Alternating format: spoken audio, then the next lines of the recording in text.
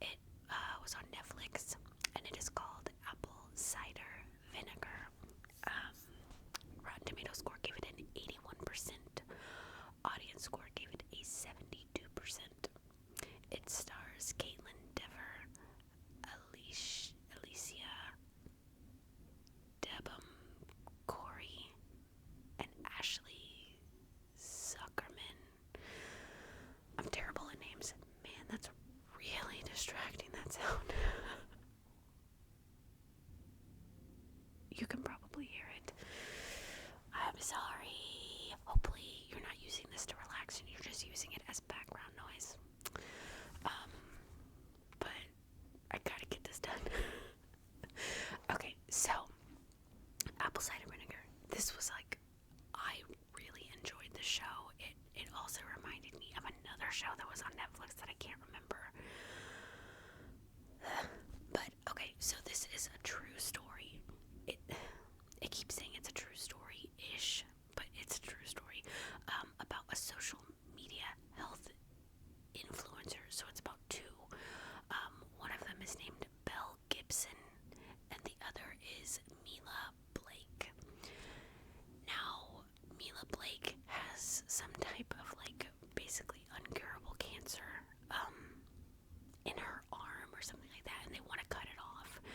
And she's like, no, I don't want to lose my arm. I need to look for other options. And so she goes the holistic route, and to her, she's like cured her cancer. She's, I guess, in remission or whatever, something like that. I don't know. She's feeling great, amazing. And so she starts like this, I don't want to say it's Instagram, maybe it's Instagram, I don't know, but she starts like this blog or something where she talks to people on social media, and she helps them. She's a health influencer, and she's like, I cured my cancer this way, you can cure your cancer, too. Just do my protocol, that kind of thing. And she like travels around and has what are they called, like motivational speeches and stuff like that. And there's this other girl, Belle Gibson, and she is like so into Mila Blake. She's almost like stalkerish. She talks to her on social media, and she thinks that they're legit best friends. And so she comes up with this story that she had terminal brain cancer or something like that, and she only had 4 months to live. And she started doing the healthy eating and holistic whatever, and she has brain cancer, but she's surviving with it, but she actually doesn't have brain cancer. Anyway, so they both have cancer. One of them does, one of them doesn't.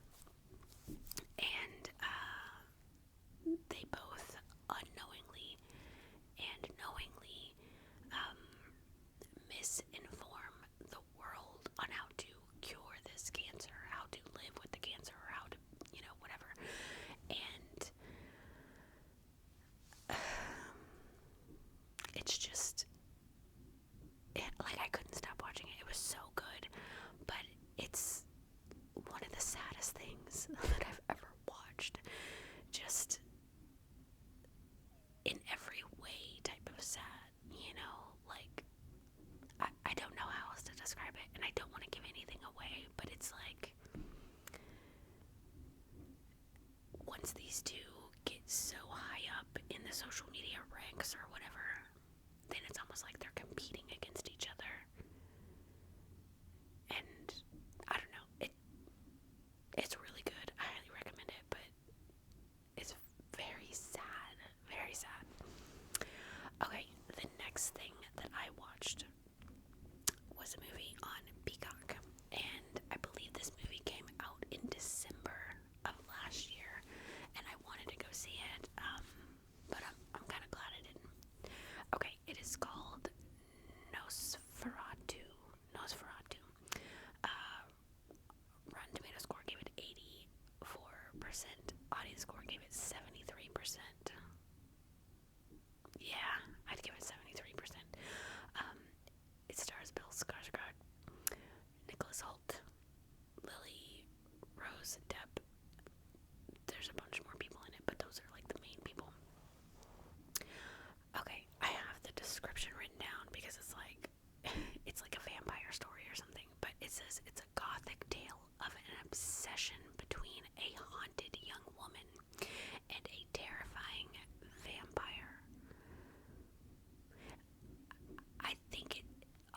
it's a remake from the original movie from like 1928 or something like that.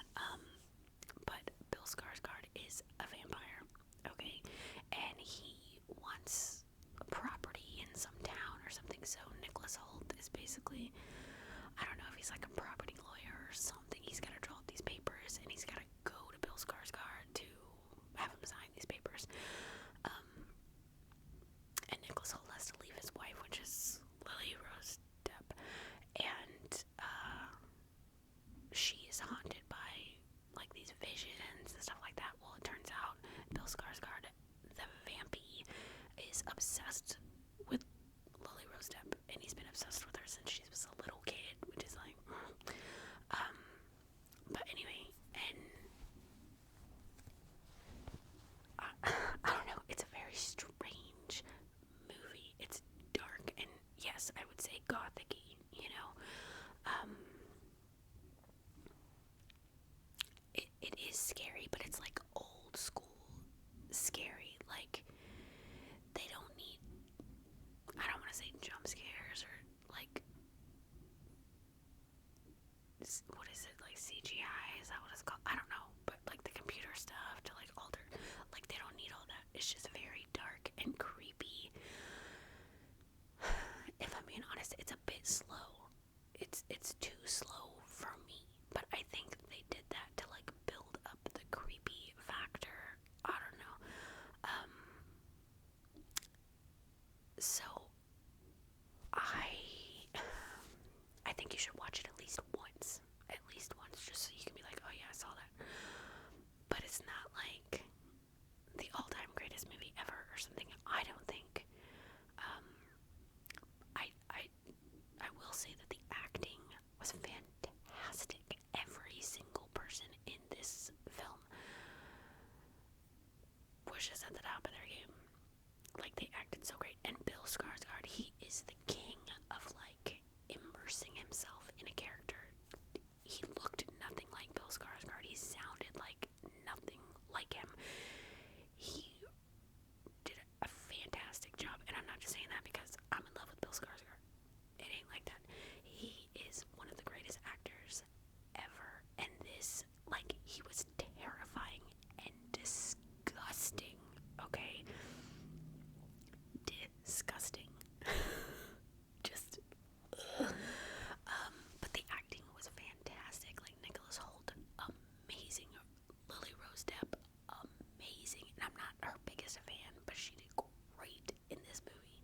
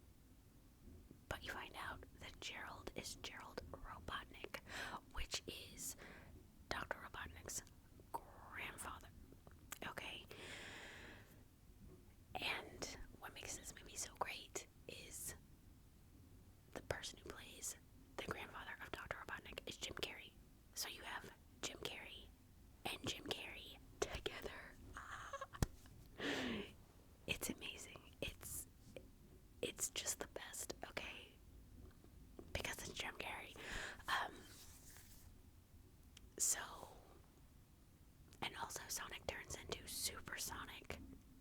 So it's Supersonic. And then you have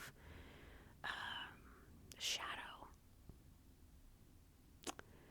And then Shadow gets a hold of like the Emerald Stones or whatever. And it's Supersonic versus Super Shadow face off. And it's super epic and so amazing. And okay, so I know it's a kid movie or a family film or whatever, but I love the Sonic film franchise. Okay, I only started watching it because of my son. But usually when you watch like a kid movie or something like that, the first movie is great. The second movie starts to lack a little, and by the third you're like, okay, no, not the Sonic franchise or whatever you would call that. It's amazing. Every movie is fantastic, and this one is so good. It's so good. Like it's so fun and exciting and like entertaining. It's just amazing. And I was like literally locked in the whole time. It was so good, and it's like it's funny. There are these little things that are just funny. And like Jim Carrey says in one scene, because it's him and then the grandpa him, and they meet for the first time and they're like, oh my god, what? Because they look exactly alike or whatever. And then they're talking to each other and they're like, wow, this is uncanny. It's almost like we're actors in a movie playing the same or playing two different characters. And then he looks at the camera. It's like I don't know. But they throw little funny things in there for adults, and I really like that. So I highly recommend that. Sorry. Okay. The next thing that I watched was a movie, and this was on Netflix. It is called Here. Here. Rotten Tomato score gave it a 37. Audience score gave it a 59.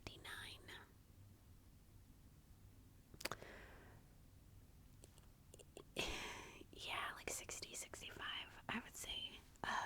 It stars Tom Hanks, Robin Wright, Paul Bettany.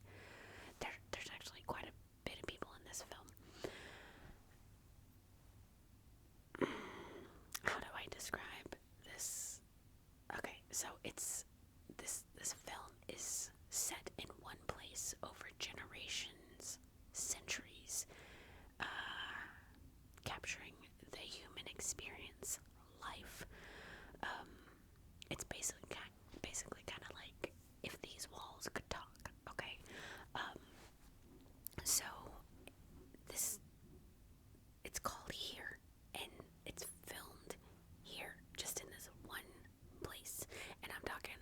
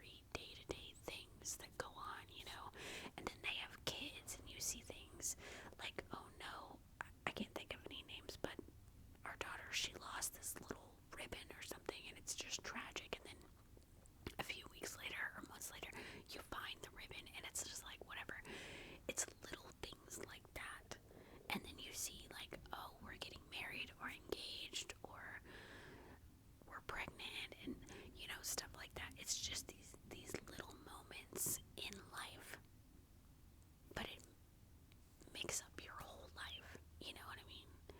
And so it's slow, but you get invested because all these little moments, they start to add up, and then you're like, well, what's going to happen here? And but like if you pick it up just at random spots, you're gonna be like, this is boring. But once the movie's over, it completes the whole picture, and it's very like beautiful. And I think that's just how life is. The day to day is so boring, but when you put all those little things together, that creates your whole life, and it's actually really cool. So when I got to the end of the movie, I was very sad. I was very sad, and I was just like mad because don't make me feel that way, movie. Like I don't need depression in my life like that. Okay. So it was a good movie. Like it was happy, boring, and eventually very sad, but it was beautiful. I don't think a lot of people understood the gravity of that film, because Rotten Tomatoes score gave it a 37, audience score gave it a 59. When you really think about it, it is a good movie, but like when you're experiencing it, you're like, I don't know, this movie kind of sucks. But it's not until later that you're like, this movie here represents everyone's life. You know, I don't know. So I liked it, but would I ever watch it again? No, I don't want to go there. I don't want to do that. But again, I would recommend watching it at least once. Okay, the next thing that I watched was a movie on Amazon Prime, and it is titled You're Cordially Invited. Rotten Tomatoes score gave it a 47, audience score gave it a 33. Yeah, those scores are accurate, 50 at most,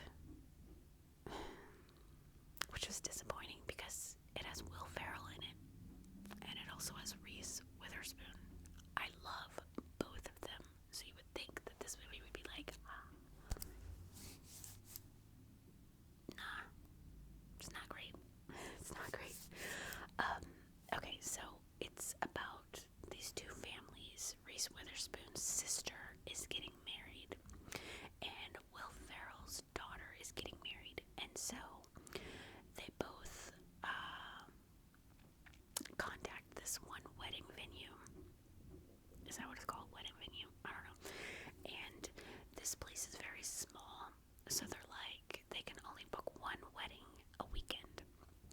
Will Ferrell calls, schedules it for, I don't know, let's say June 1st or something, and he talks to this lady because he got married there, and she's like, oh, I remember you, you're amazing, whatever. And so she starts to write his reservation down, but her pen's not working, and she goes to get, like, she ends the phone call, and she goes to get another pen, and then she dies. She literally falls over and dies. So there's no, his stuff isn't written in. And then like 5 minutes later, no, not 5 minutes later, like a little bit later, Reese Witherspoon calls to make an appointment for this wedding on June 1st. And her son, who took over the business, was like, oh yes, we have nothing booked here. And he wrote it down over the mother's writing that wasn't actually there. So that's it. 2 people are booked for one weekend. So they both show up. Nobody comes and visits or like anything, whatever. Anyway, and then it's just like, how are we gonna get out of this one type of thing. Like it's stupid, you know. And so they both like get into this argument, and then they fight about it, and then they're like, you know what, let's just be nice and share it. You know, you can get married here, and when that's done, we broken. It's just like, okay, you are here at this time, we'll be here at this time, and then we'll switch or something. I don't know.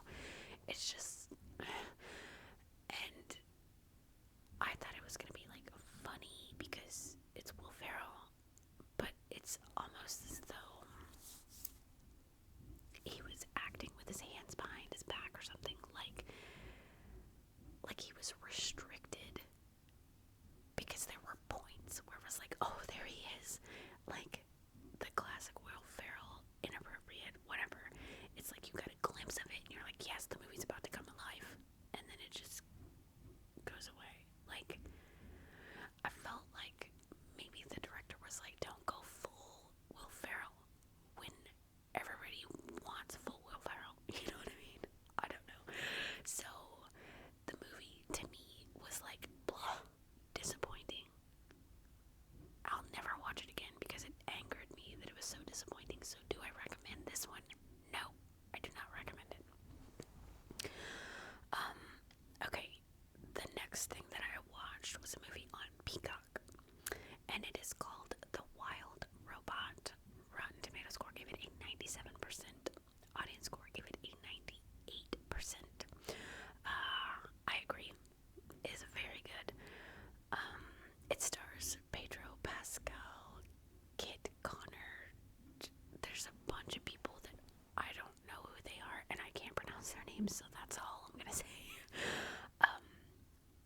And I watched this movie because my son told me he watched this movie like a couple months ago, and I'm like, how did he see this movie? Because it was in the theater, and it just came out like this month or something, you know. But he said that he watched it on YouTube, so I don't know if someone like illegally put it on YouTube or whatever. Anyway, so I watched the movie, and I was so mad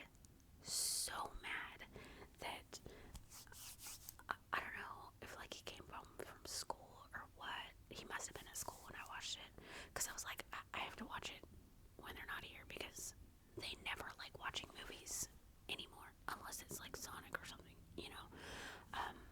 And my son had already seen this, so I'm like, no one's gonna watch this with me. So, but when he got home, I didn't yell at him, but I yelled at him because I was like, I thought you said this was a good movie. What the crap, you know? It is a good movie, but let me explain. Okay, so the movie is about this robot called it's Robot Roz 7134. I don't know. They call her Roz for short, and she's almost like a Tesla bot or something, like what they hope to be in the future, right? Well, she's being shipped to someone who ordered her or whatever, and I guess she was being shipped on a actual ship.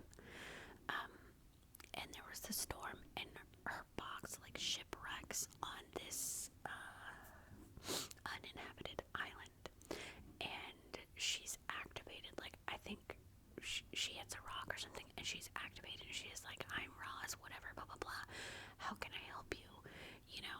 And like, she tries to help, and all she sees are animals, you know, and the animals are like, what the crap, you know? And she doesn't understand the language, so she's searching all of her language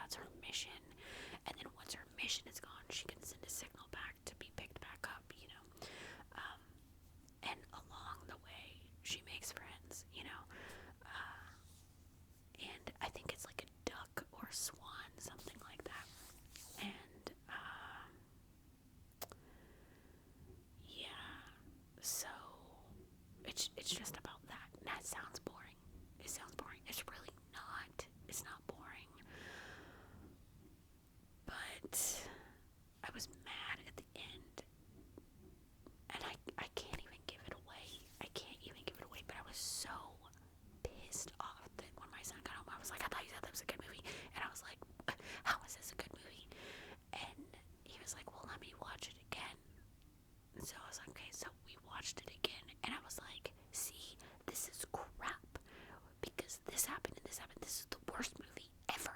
And he was like, oh no, I forgot. Because this movie is based off of a book. He was like, that's just the first book. And I'm like, what do you mean? She's like, he said there's going to be a second movie to go with the second and the third book. So he was like, so what you think is going on? It's not actually, like, it gets better. And I was like, oh, okay. So now I'm actually very excited to see the second movie, which I don't think it's even come out yet. I'm very excited to see the second movie because the first movie ending pissed me off so bad, and I need to see whatever is supposed to happen. So I recommend The Wild Robot, but I need you to know that it will get better, apparently, in the second film. I don't know. That's just what